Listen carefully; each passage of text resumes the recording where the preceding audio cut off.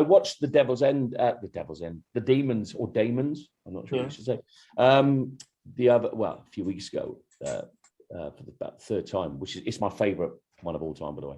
And I heard the Brigadier's voice, and I thought it was John. I actually thought it was John Crucial. I couldn't believe it. It was unbelievable.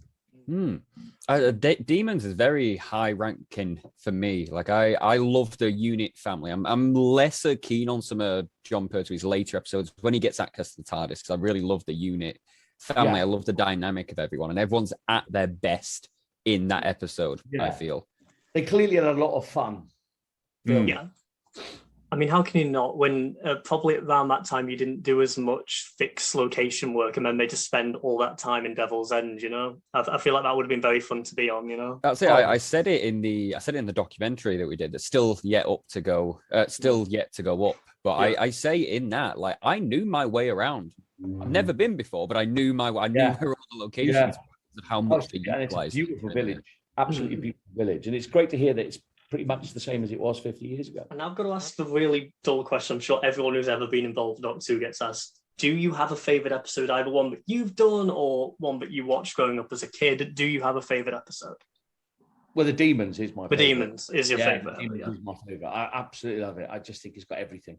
It's obviously got the sort of supernatural. It's got monsters. It's got all the unit team, and it's got the British Army in it, and it's so many. There's so many film references I see. Yeah.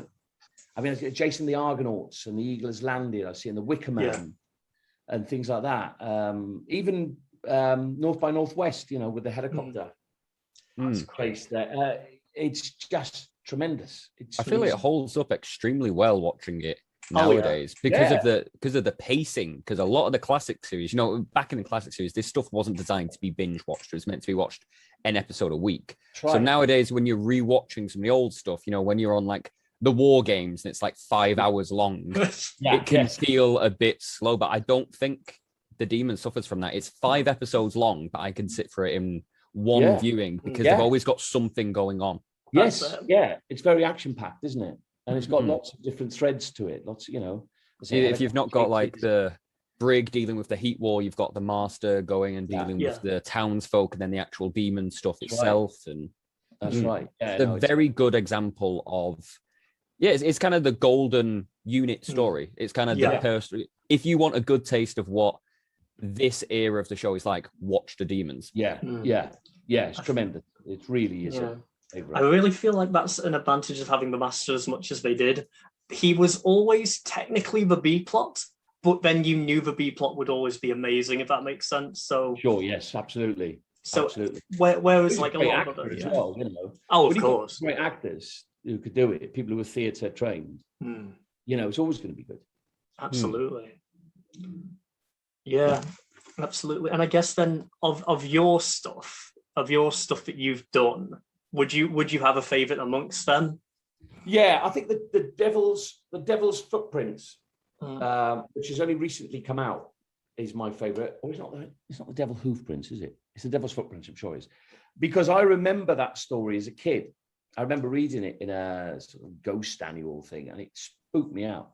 And because there's still no explanation for it,